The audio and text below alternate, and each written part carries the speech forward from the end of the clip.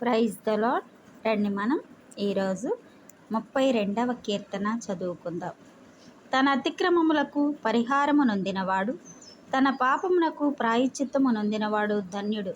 యెహోవా చేత నిర్దోషి అని ఎంచబడినవాడు, ఆత్మలో కపటము లేనివాడు ధన్యుడు.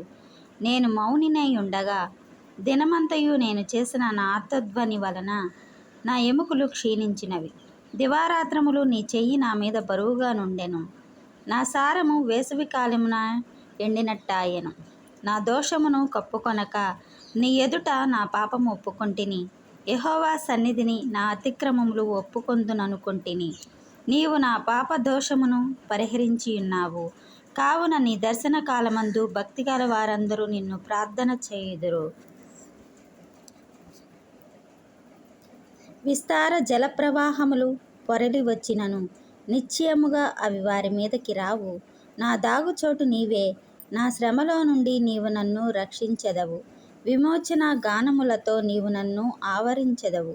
నీకు ఉపదేశము చేసెదను. నీవు నడవవలసిన మార్గమును నీకు బోధించెదను.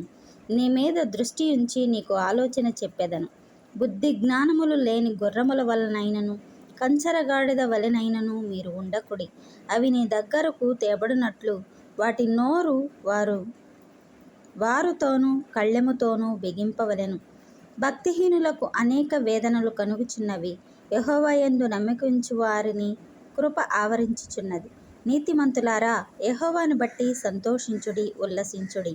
యథార్థ హృదయులారా, మీరందరూ ఆనందగానము చేయుడి. ఆమేన్.